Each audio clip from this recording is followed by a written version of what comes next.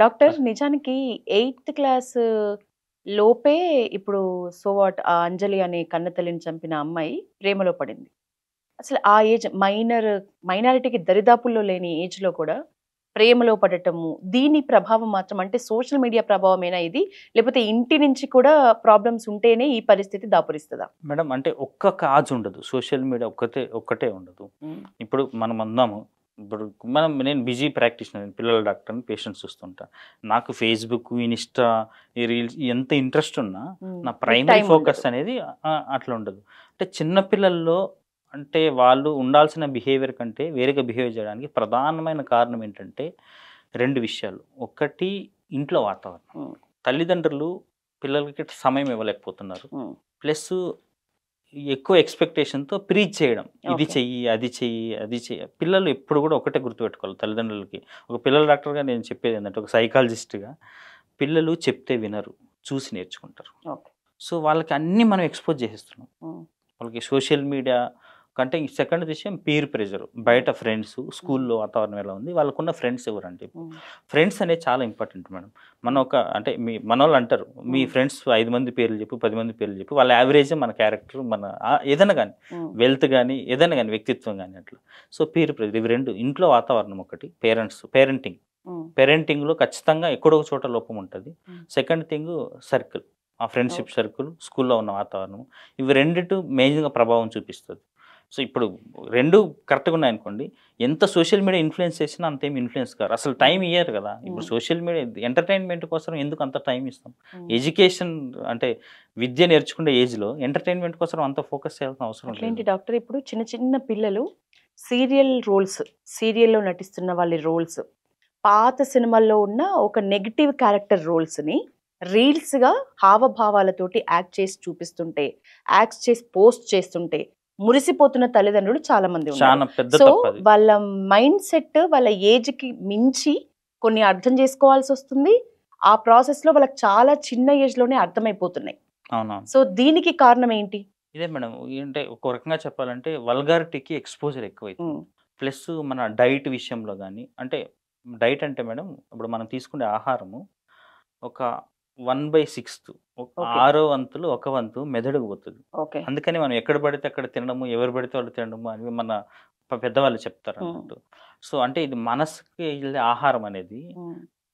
Physical food మనం తినే ఆహారము ప్లస్ మనసుకి ఏదైతే ఫీడ్ చేస్తామో అదంతా కూడా వల్గారిటీ నెగెటివ్ ఉంది. ఓకే.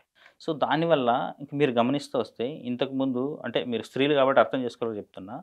12 సంవత్సరాల తర్వాత పిల్లలు మెచ్యూర్ అయ్యేవాళ్ళు. అవును. ఇప్పుడు నైన్త్ క్లాస్, ఎయిత్ క్లాస్‌కి మెచ్యూర్ చాలా అవుతున్నారు. చిన్న ఏజ్‌లో సో, అయిపోతుంది. అసలు మనకి అంటే ఇప్పుడు ఒక 20, 30 ఇయర్స్ బ్యాకు అసలు ఆ డబుల్ మీనింగ్ డైలాగులు గాని, బూతు మాటలు గాని అర్థం కావడానికి చాలా టైం చాలా పట్టేది. టైం పట్టేది. అర్థమయ్యేటివి కావు. అర్థమయ్యేటివి కాదు. కానీ ఇప్పుడు చాలా చిన్న ఏజ్‌లో అంటే వాడు 10 సంవత్సరాల పిల్లోడికి అన్నీ అర్థమైతాయి. హ్మ్. అన్నీ పడతాయి. హ్మ్. ఇది ఎక్స్‌పోజర్ మేడం. అంటే అసలు ఈజీగా అవైలబుల్ ఉంది ఆ కంటెంట్. హ్మ్. దానికి రెస్ట్రిక్షన్ లేదు. ఇప్పుడు ఫోన్‌లో ఇది అడల్ట్ కంటెంట్, ఇది బూతు, ఇది చూస్తున్నది చిన్న పిల్లోడు అని దానికి తెలియదు. కట్టడి ఎక్కడ కట్టడి సాధ్యమంటారు? లేదు. కట్టడి హ్మ్. తల్లిదండ్రుల దగ్గర ఆఫ్‌కోర్స్ ఇంటి మేడం విషయంలో చాలా క్లియర్ కట్ గైడ్‌లైన్స్ ఉన్నాయి. చిన్న పిల్లల్లో ఎంటర్‌టైన్‌మెంట్ కోసరం స్క్రీన్ వాడొద్దు. హ్మ్. ఎడ్యుకేషనల్ కంటెంట్ పర్పస్‌లో హ్మ్. ఏదైనా క్లాసులు వినడానికి, లెర్నింగ్ పర్పస్‌లో అండర్ సూపర్విజన్ మాత్రమే వాడాలి up to 12 years. Okay. 12-15 years పిల్లలు వాళ్ళు కొంత అర్థం చేసుకోవాలి కాబట్టి అది కూడా ఎడ్యుకేషనల్ పర్పసే. హ్మ్.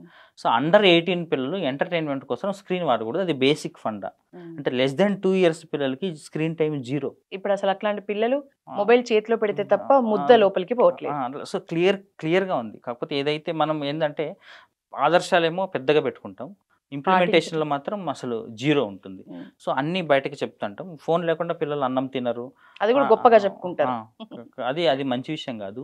దీని ఇంప్లికేషన్స్ అదే ఇప్పుడు చిన్నప్పుడు వాళ్ళు అది మా వాడు ఫోన్ ఆపరేట్ చేయగలడు, హ్మ్. రైమ్స్ చెప్తాడు. ఇవన్నీ చాలా టెంపరరీ. హ్మ్. చాలా టెంపరరీ. లాంగ్ రన్‌లో వాడేదన్నా అందులో చూస్తాడు. అంటే మర్డర్ చేయడం అవును. గానీ, అసలు ఇంకోటి. ఆ బ్లడ్‌కి మనం చాలా సెన్సిటివ్‌నెస్ అనేది అవును. తగ్గిపోతది పిల్లలకి. హ్మ్. సో, వాడు కొంచెం అంటే వీటిని హ్యాండిల్ చేయగలడు. మళ్ళా హ్మ్. అంటే ఏదైతే మారణాయుధాలు అంటారో వాటిని హ్యాండిల్ చేయడం నార్మల్ అనే ఒపీనియన్‌కొచ్చి ఒక్కసారి హ్మ్. ఒక 15 ఇయర్స్ అట్లా వచ్చిన తర్వాత మీరన్నట్టు వీళ్ళే చంపడం అందుకే చంపడం సింపుల్ చాలా అయిపోతుంది. సింపుల్ చిన్న అయిపోతది. విషయం వాడికి అయిపోతుంది. అది చాలా ఈ కామన్‌గా తీసుకుంటారు హ్మ్. వాళ్ళు.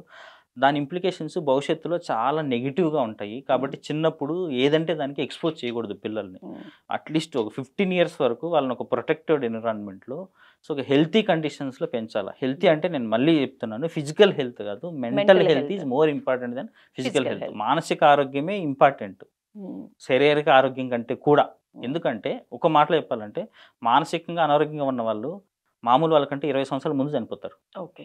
అంటే అది కూడా ఫిజికల్ హెల్త్ కూడా మెంటల్ హెల్త్ చాలా ఇంపార్టెంట్. సో మైండ్ అనేది ఇంకా డ్రైవింగ్ ఫోర్స్ ఏదైనా కూడా కదా. సో మెంటల్ హెల్త్ చాలా సిగ్నిఫికెంట్. దీన్ని కంప్లీట్గా నెగ్లెక్ట్ చేసాం మనం. ఆ మెంటల్ హెల్త్ అనేది మనం అంటే ఇప్పుడు స్టార్ట్ కాదు మేడం, తల్లి గర్భంలో నుంచి స్టార్ట్ అవుతుంది. తల్లి గర్భంలో నుంచి స్టార్ట్ అవుతుంది. సో మీరు అన్నారు కదా, ఎందుకు ఇప్పుడు ముసలి వాళ్ళు కూడా ఎందుకు అట్లా చేస్తున్నారంటే, మానసిక ఆరోగ్యం తల్లి గర్భం నుంచి స్టార్ట్ అవుతుంది. సో వీళ్ళకి నెగిటివ్ ఎమోషన్స్ అనేవి చిన్నప్పుడు ఎక్స్పోజ్ అయి ఉంటారు. సో ముసలి వాళ్ళు అయినప్పుడు వాళ్ళకి 2 విషయాలు ఉంటాయి. ఒకటి డిమెన్షియా, మంచి గుర్తుండవు చాలా విషయాలు, అండ్ డిప్రెషన్. సో అందులో యాంటీ సోషల్ బిహేవియర్ అనేది బయటపడే అవకాశం ఉంటుంది. అందుకే వాళ్ళు చిన్నపిల్లల మీద నేరాలుగానే చేయడం చేస్తూ ఉంటారు. ఇప్పుడు ఈ అంజలిని చంపిన తన కూతురు 16 ఇయర్స్, 10th క్లాస్, 16 ఇయర్స్ కూడా లేవు అనుకుంటా, మైనర్. ఆ అమ్మాయి అంటే సిమ్టమ్స్ గురించి మాట్లాడుకుంటే, ఎట్ ఏ టైం ఆ అమ్మాయి చంపేదాకా కన్న తల్లిని, కొంత సవితి తల్లి అట్లా ఇట్లా అంటున్నారు కానీ స్వయంగా తను కన్న తల్లి ఆమెను చంపడానికి ఈమె ముందు మైండ్ సెట్ విషయంగా ఆలోచిస్తే ఏవో కొన్ని సిమ్టమ్స్ అయితే కనపడి ఉండుంటాయా? అంటే అంజలి అబ్జర్వ్ చేసి ఉండదా?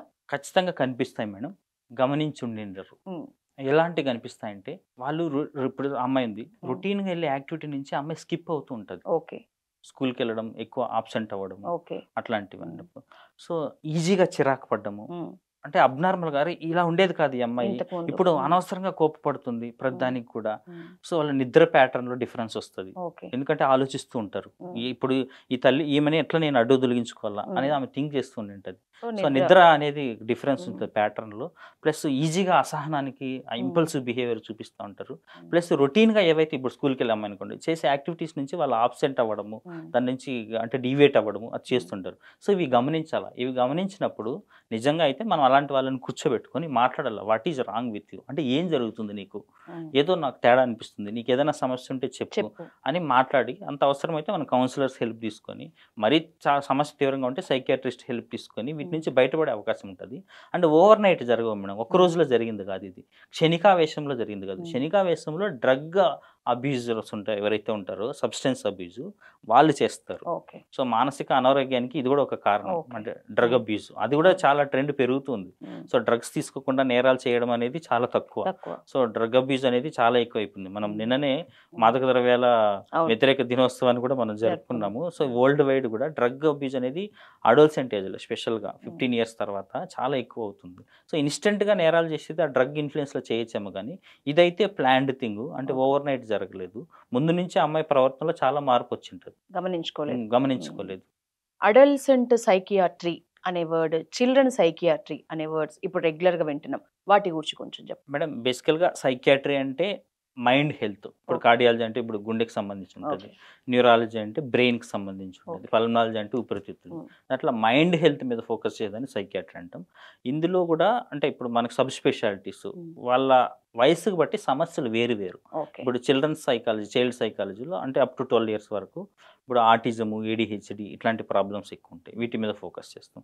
అడోల్సెంట్ వాళ్ళ సమస్యలు వేరుంటుంది. ఇప్పుడైతే మీరు అన్నప్పుడు స్క్రీన్ టైం కానీ, అప్పుడు రిలేషన్షిప్ని అంటే బ్రేక్ డౌన్ అవ్వడము అట్లాంటివి. సో పీర్ ప్రెజర్ వల్ల సబ్స్టెన్స్ అబ్యూజు, ఇలాంటి వాటికి జెరియాట్రిక్ సైకియాట్రీ కూడా ఉంది. జెరియాట్రిక్ సైకియాట్రీ అంటే ముసలి వాళ్ళకి, అదే అందులో మేజర్గా డిమెన్షియా, డిప్రెషన్ ఇట్లాంటి వాటికి. సో సైకియాట్రీలో మేజర్గా వచ్చేసి డిప్రెషన్, మేనియా, అండ్ 2 కలిపితే bipolar disorder, schizophrenia, personality disorders, obsessive compulsive disorders, ఇవన్నిటిని ట్రీట్ చేసేది, అంటే ఓవరాల్గా మైండ్ హెల్త్ మీద ఫోకస్ చేసేది సైకియాట్రీ.